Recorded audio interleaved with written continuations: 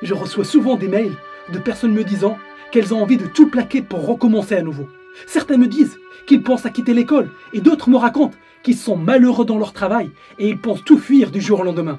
Je comprends ces personnes-là et elles ne sont pas les seules. 80% des employés aujourd'hui ne sont pas satisfaits dans leur travail. La plupart font un travail où ils ne sont pas épanouis. Je ne prétends pas détenir la clé de la réussite et je me méfie d'ailleurs des personnes qui prétendent que c'est le cas. Mais ce que je veux te dire, c'est que ces personnes ne sont pas les seules. Peu importe là où tu es aujourd'hui, à un moment donné, tu vas te sentir insatisfait. Parce que l'essence de la vie, c'est la progression. Et ça, c'est Jim Rohn qui le répétait souvent. Si on ne progresse pas, c'est on n'évolue pas, et il est très difficile pour nous de nous sentir heureux et épanouis. Et ce que j'aimerais dire pour ces personnes, c'est que plaquer tout du jour au lendemain peut marcher pour certains, mais c'est une grande cause de stress et d'échec pour beaucoup.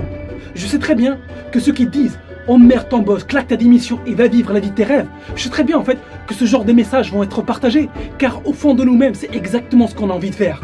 Mais est-ce que c'est la solution ? Je ne pense pas. Je crois qu'il n'y a pas de récompense sans risque, mais ces risques doivent être calculés. Parce que ce qu'on ne voit pas, ce sont les autres qui ont tout plaqué, qui ont tenté leur chance et qui ont retourné à leur travail quelques années plus tard. Ce qu'on ne voit pas, ce sont toutes les personnes qui ont misé toutes leurs économies dans un seul projet. Elles ont pris de grands risques, mais n'ont pas réussi. Parce que les histoires qui retiennent notre attention sont celles qui parlent de cette personne qui a tout vendu, qui a pris des risques énormes et qui a fini par s'en sortir.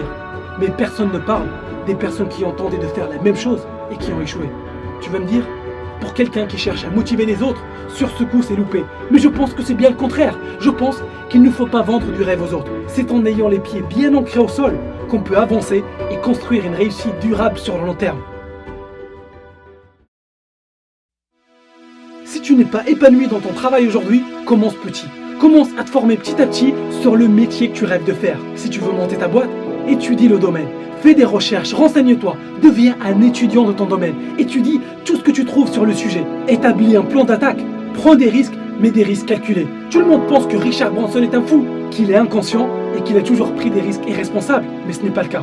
Quand on pose la question à Richard Branson, il explique que tous les risques qu'il a pris sont calculés et mitigés si les choses tournent mal.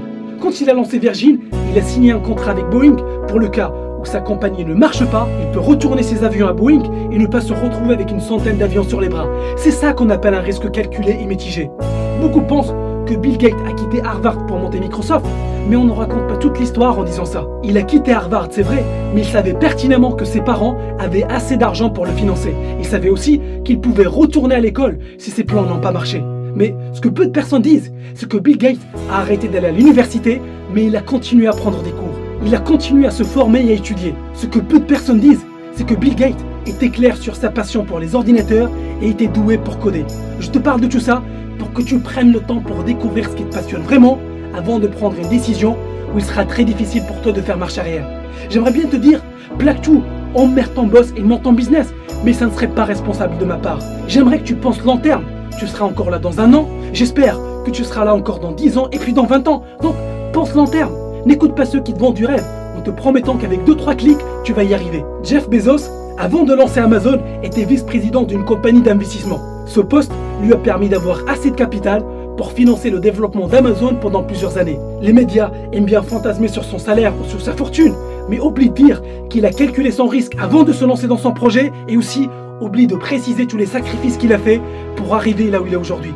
Tout ce qui donne des résultats solides demande beaucoup de temps, de patience et de persévérance. À un moment donné, tu dois devoir brûler les bateaux, mais assure-toi d'abord d'être sur la bonne direction.